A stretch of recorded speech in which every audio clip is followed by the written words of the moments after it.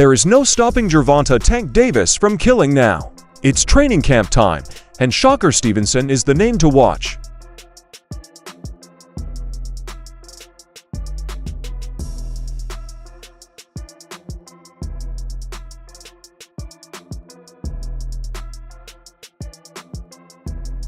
A TV host named Teddy Atlas started the predictions by saying that Shakur Stevenson has a lot of ability. Because of the way he fights, he is hard for any opponent to figure out. Listen, Shakur's a terrific boxer, tremendous talent, and he's got a very difficult style to decipher.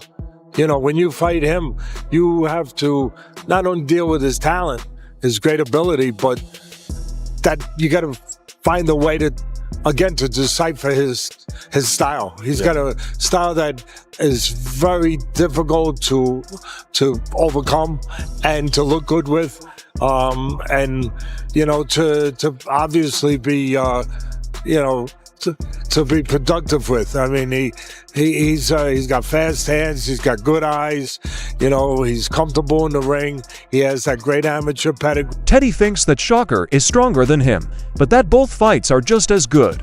It was clear that he really wanted to see Shakur fight Tank Davis. He called it a must-see match. Real good defensive fighter. You know, he controls space as well as anybody. You know, I for myself would love to see him and Tank Davis. Yeah, for sure. That's a fight. But let's not count out the kid Josh Padley, Padley, right? Josh Padley, yeah. Josh Padley. You know, Padley just put off an upset in his last fight. He wasn't expected to win that fight. And now, you know, he's in as a big dog again. Yeah. But I would definitely favor Shakur. When asked, Tank said hell no. When asked if Shakur Stevenson was the toughest fight, he said that Shakur's game was weak because he wasn't strong enough, didn't slip punches, and just backed up instead of playing great defense or attack. 6-7 more fights, and I'm naming names. One of the guys, obviously, you and Shakur got into it on Twitter. You was like, you wanted them 6 or 7. Yeah, he's definitely one of them. For sure? Yeah, he's definitely one of them. Do you think that's going to be your hardest fight? Hell no. Nah? Wow. Because he a good boxer, nigga. Like, that's when I look at y'all two as the best in the division. How? Show me something that he did spectacular. Show me something that he did outrageous. Show me. Right. His power not outrageous. Okay. What defense? You think he got defense? He just jumped back. You never see him slip no punch. You never see him slip no punch. Go look at it. You see him back up from a lot of people. Back up, move around. He don't got no technique. And his offense is the same. Shannon Sharp, a sports reporter, has made a name for herself that quickly raises the stakes. He said Shakur had already caused a lot of trouble, which showed that the young star boxer was one of the most dangerous forces in the sport's history. He's an undefeated professional boxer with a record of 25-0. He's an Olympic silver medalist in the 2016 Olympics, a 4-division world champ, 126, 130, 135, 140. He's trained by his grandfather, Wally Moses. Recently, he defeated Teofimo Lopez for the welterweight title. Tank turned down Shakur and Haney at 135. Saying they weren't ready because they weren't strong enough for smaller weights. His point is that you will get hit no matter how good you are at fighting. Then what? Some of your 135 contemporaries have a lot to say these days. Shakur Stevenson, well, of course he's now 135 after all that stuff, and then Devin Haney. Right, so why people even talk like he the best at, he didn't even fight at 135 yet. Right. He didn't even have power at 126, 30 or none of that. He is good. Okay. How can you, all that's just okay. How can you stop people that can actually hit? No matter all that boxing, you gonna get hit. What you gonna do when you... Shakur admitted that working out with Terrence Crawford changed the way he thought about fighting. Shakur said that just watching Terrence work out helped him learn more about the sport. Shakur felt like he fit there after seeing how one of the best boxers trained and had confidence. He is like the reason, I'm not gonna say he the reason why I am who I am today, but he brought my game from like where it was at to like a very high level, and he don't even realize like he done that. Like me just being in the gym, able to watch him and pick up on like the little things that he doing, his bad days, his good days, I'm seeing everything. And like when he come out there on fight night, how prepared and how ready, how confident, like honestly, that dude he put me into a whole different world to where I'm like, oh, I could beat anybody. I get in there with Terrence Crawford, and if I could spar with him, how you gonna hurt me? How you gonna beat me? Like, I'm in the ring with the best fighter in the... Shakur talked about the way he thought before he stepped into the ring. Shakur said that boxers were driven by what they thought in their heads, not by physical strength. Shakur said he kept telling himself that when the bell rang, it was time to do or die. Shakur said that this way of thinking made him fight every war as if only one man could win. Mental, it's all in your head. Like, what you thinking and what you believing and the things that's going on in your brain is what's going to come out. Like, I'm already telling myself, like I said, I tell myself it's either me or him. So, my life or your life, and one of us got to go. Yeah. One of us got to go. Stephen A. Smith, an analyst, said something brave about Tank. Smith thought that Tank had finally been seen as one of the best boxers in the world. In fact, Stephen A. said Tank might be one of the top 3 fighters pound for pound. And he added that the case for Tank at that level was very strong. Gervonta Davis, Tank Davis. The time has come for the world to recognize this is one of the top 5 fighters on the planet. He might be top 3. You can make a legitimate argument for him to be in 3, 1, or whatever. Stephen used Tank's fight with Frank Martin as more proof of how strong he was. Smith pointed out that Martin came into the ring unbeaten, but Tank set the pace right away. Smith said that Tank's effort showed more than just strength. Smith said that Tank's showing that night showed everyone why he is one of the best boxers. Frank Martin, props to him, came into the fight 18-0, 12 knockouts. Clearly did not have the power to keep Gervonta Davis from stalking him from opening tap. That's what he did. He stalked him and stalked him and stalked him, okay? Frank Martin caught him with some good shots. Gervonta Davis kept coming. So he can punch. He's a knockout artist. He's not given enough credit for it, okay? He closes, he finishes. Once he smells blood, he's like a shark in blood-infested waters, Molly. He will finish you, okay? And by the way, he is an elite boxer. Shakur made it clear that he would not give up on anyone in the sport. When it came to fights, Shakur said that the only way for fighters to settle their differences with him was on fight night. Shakur loved the task and stuck to his message. But Shakur also said that he didn't mind if someone didn't want to fight him and that he could go on without them. Anybody got issues with me or feel some type of way about me, you could come see me on fight night and resolve every issue that you got. I stand by that with anybody. I would love it. But at the end of the day, once again, if somebody says they never gonna fight me, then you can't rely. Yeah, you gotta move on. You. I don't need you, bro. Shakur asked why there were different messages about a possible fight with Ryan Garcia. He said Ryan said they would fight at 140, but the other people around him were talking about 147. Shakur said it was hard to trust because the claims were not always the same. Shakur made it clear that he wouldn't take the talk seriously until the business side said something public. He offered it, but at the end of the day, once again, that's what he said. I ain't say it. Yeah. Cause I don't know if I could trust that. If I was you, I'll probably just fight him at 144 because you don't want to waste your time with that shit. Yeah, I get you. I'm going off of his word. He said he don't want to fight at 144. He said that 144 is not a real weight class, so 140 is more so a weight class he would want to fight at. Yeah, but him and his dad are not on the same page. His dad is saying 147. He's saying 140.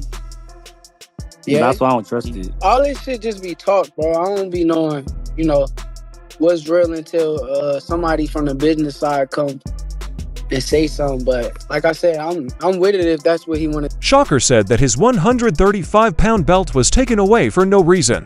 He said that when he won the title, he had already paid the licensing fees. But when Shakur went up to fight Teimo Lopez at 140, the group asked for even more money. Shakur made it clear that he didn't think things were fair. I wanted to be able to go really do what I wanted, but they stripped me out of my belt at 135 pounds. Really for no reason, but... That like a money, is that like some fake extortion shit going on with... Yeah, it is. It is. Right? It is. It's like... Break that down. Both of y'all break it down because I'm confused. when you win a belt, I gotta learn. I'm trying to learn. When you win a belt, you gotta pay to be able to keep your belt. So I paid free, but not in free. Then it keep wanting more. Right? Yeah. No, what they did to me is fucked up. Cause when I fought Williams Zepeda for the 135 title, I paid them after the fight. After that, I moved up for the Teofimo fight at 140 pounds. They belt don't got nothing to do with that fight. But they're asking me for double of what I paid them after my last. Shakur said that he had already said that he wanted the match to happen. To show he was the best boxer, he said his only goal was to have the best fights in the sport. He denied that he was after anyone and said that his fans had asked for the fight many times. Shakur said that all he was doing was trying to give the fighting world the fight they wanted to see. I said it 100 times, like I'm willing to make the fight happen. I still feel the same way. But I mean, more and more, you know, I mean, he got to go do what he got to do. But more and more, it's just kind of like, I don't want to keep chasing somebody that's like, he like a little girl, like he feel as though like you chasing after him. Like, no, I'm just trying to make the best fight in the sport. I'm trying to make boxing great. I want the best versus the best. I want to prove that I'm the best. That's all I want. It's not that I'm chasing you, that I keep your name in my mouth, or bro, it's the fight that the world want to see. It's the fight that the fans keep calling. Tank reacted to what he saw as a lot of criticism and unfair treatment from supporters. He said that people's views quickly change when a fighter has a bad night, even if the fighter still wins the fight. Tank said that when a fighter is praised for too long, people start to wish that another fighter would step up to the plate. Tank says that people who are watching the sport should enjoy it instead of constantly attacking the fighters. What they think. When y'all switch somebody can have a bad day and y'all switching on who y'all favorite fighter is or who this person is supposed to fight. Like y'all need to sit back and be fans and just enjoy the sport. Like y'all even talk about people's personal lives. Like why when it come to that? Keep talking about fighting somebody. Didn't he just have a fight? And what happened? He won, right? But how he look in it? Exactly. But y'all say some different shit when it's me, right? Cause y'all want me to lose. When y'all see people in that limelight too long, they want to take that they want somebody else to come take that spot. Due to the background and circumstances of the meeting, Shakur said that the possible fight felt like it was more than just boxing. He said it was hard to talk about it in more depth. Even though both guys had other fights coming up, Shakur was sure that the fight would happen at some point. Shakur says that a fight is sure to happen in the ring when two fighters think they are the best. Kind of bigger than boxing, I guess you could say, because like the history and like everything that went on. It's hard to even speak on it just because of the fact that we got to fight. So at the end of the day, you feel that's gonna happen? Yeah, I know it's gonna happen. I mean, I'm the best, he the best. So when you got two guys that's the best, how can you not fight? Only way you could not fight if one of them guys ain't like that and somebody go off to lose or somebody take an L. But I think like with both of us, we both fighters that's really good fighters. At the same time, boxing expert Fannin said that Shakur had said he wanted to challenge Pitbull Cruz at 140 pounds. Fannin said that Shakur thought the fight would be fun for the crowd to watch because Cruz's aggressiveness would make things happen in the ring. He also said that a fight like that might get a lot of press and fans in Mexico.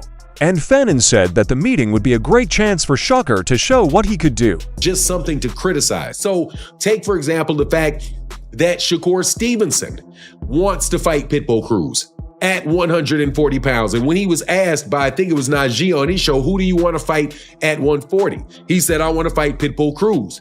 And why would he want to fight Pitbull Cruz? He wanted to fight Pitbull Cruz because that's an exciting fight that people want to watch. And if he goes and he fights Pitbull Cruz, there's going to be a large Mexican audience there. He's going to be somebody that will attack Shakur and be somebody that Shakur Stevenson can show his skills off against. That's the same thing that you're going to see with Gervonta Davis when he rematches him. But when Shakur Stevenson was calling for Pitbull Cruz to fight Shakur, there's no issue with Shakur fighting Pitbull Cruz. Tank didn't seem pleased when the subject of Shakur came up. Tank didn't understand the fuss about Shakur because he hadn't seen anything special from him in the ring.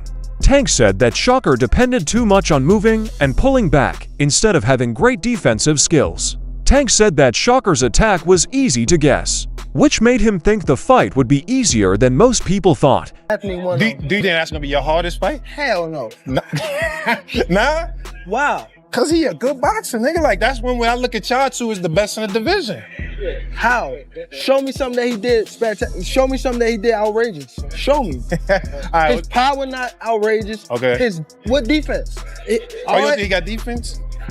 He just jumped back. You never see him slip no punch. You never see him slip no punch. Go look at it. You see him back up from a lot of people. Back up, move around. He don't got no technique. And his offense is the same thing. Go look at his fight. So you feel like that's him on game by Hold on, but you feel like it's easy work though. You like, come on, bro. The Tank allegedly entered training with a tight focus as the likelihood of a fight with Shakur Stevenson grew stronger. Davis was known for how hard he trained. To improve his strength and timing, he did a lot of explosive pad work, heavy bag sessions, and constant conditioning. In Tank's camps, he often worked on improving the speed, accuracy, and ability to end a fight with a single blow that made him one of the most feared punchers in boxing.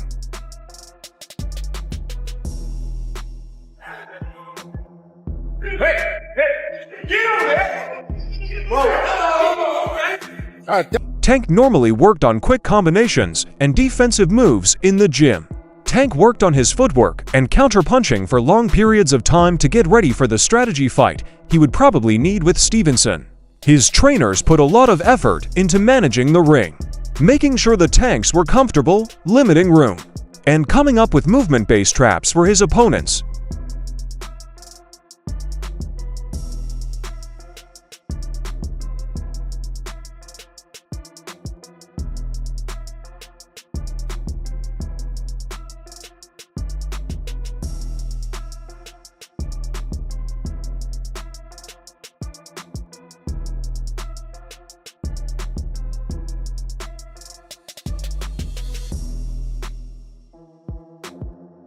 Tank was very dangerous because he could change his strategy quickly in battle. He had both strong knockout power and calm. Before putting pressure on an opponent, he would usually watch them first. When Davis saw a chance to score, his instinct to finish took over, letting him close the gap quickly and throw together deadly combos.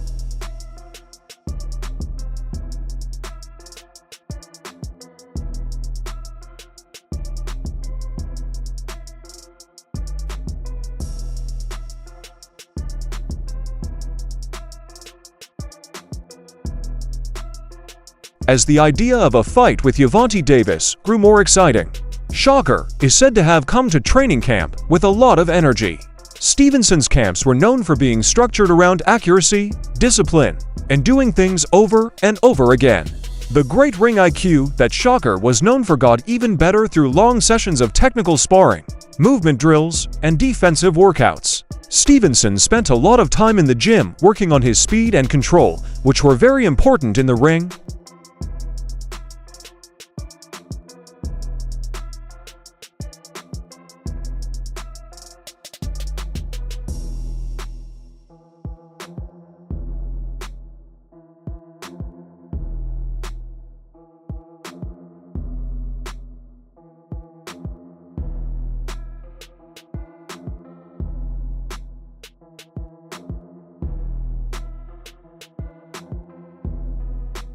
Inside the camp, Stevenson frequently stressed movement and defensive mastery. Shakur practiced his footwork, moving his head, and counter-punching for hours to make sure he could stay away from Davis, who is a very good puncher. As part of his workouts, he did fast-paced mid-work, conditioning runs, and smart fighting that was meant to look like tough situations.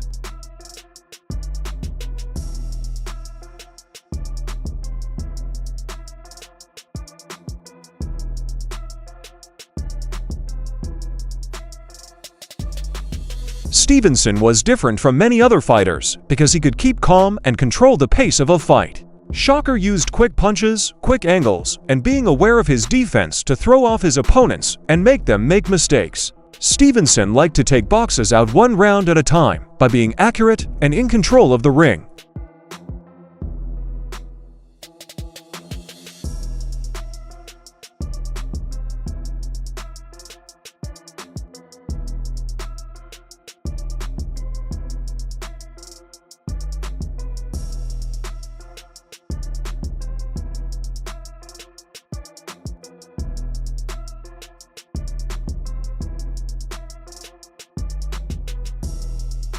As excitement grew, Gervonta Davis seemed to be focusing better in training.